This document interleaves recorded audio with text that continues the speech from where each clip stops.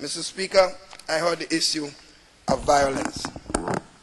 You know, and I go back to my dear sister.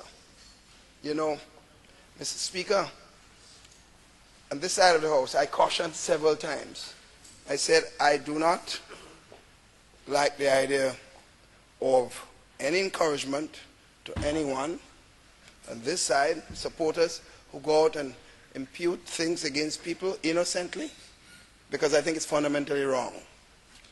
Mr. Speaker, I think by and large, most members, from what I know, on the opposition side and the politics, I think by and large, they adhere to the rules that violence is a fundamentally flawed thing, and that we should not encourage people and supporters to attack or exhibit hatred to each other, because that's a fundamental problem.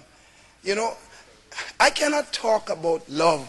I cannot talk about working together. And then when I'm on the platform, the worst things are said about a fellow member. You know, and then we come inside and we say something else. I cannot do this. It is well known that some members of the opposition side, who they have to jail, who they have to do this after an election. This is well known.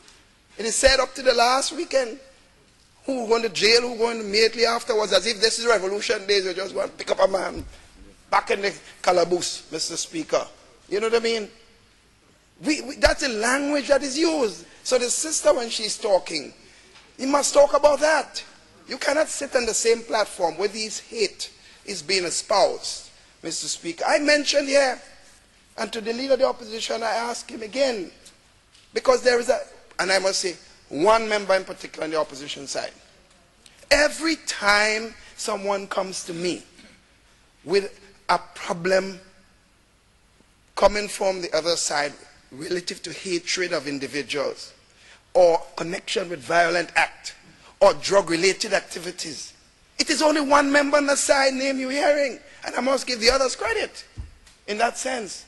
And I get me wonder, if you have a member on your side who has this relationship with some of the characters I see outside there, who only attacking people, squatting in people's houses, has no respect for law and order, and you are seen liming with them all the time, giving them alcohol, and also, you cannot talk about decency, Mr. Speaker.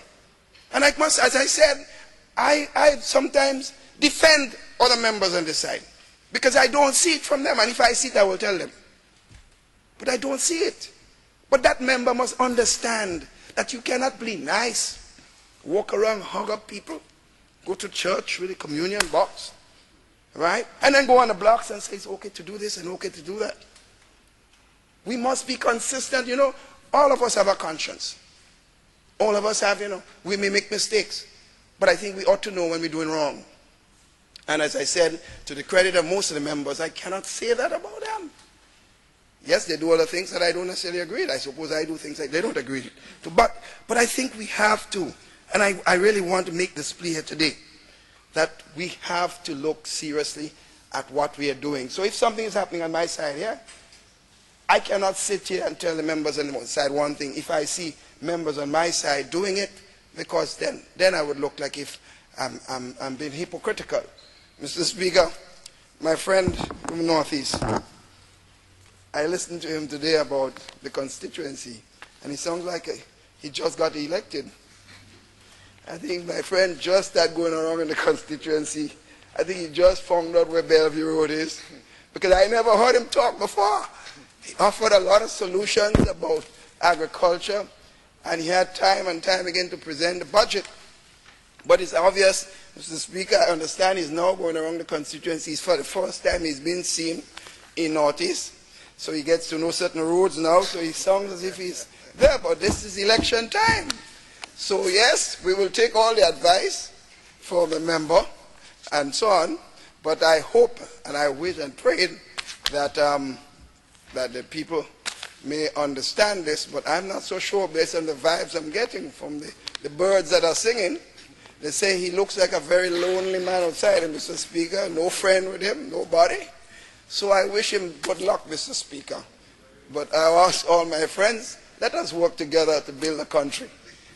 My friend in St. David's is happy about what's happening in St. But don't worry, we're coming stronger than ever. Mr. Speaker, thank you.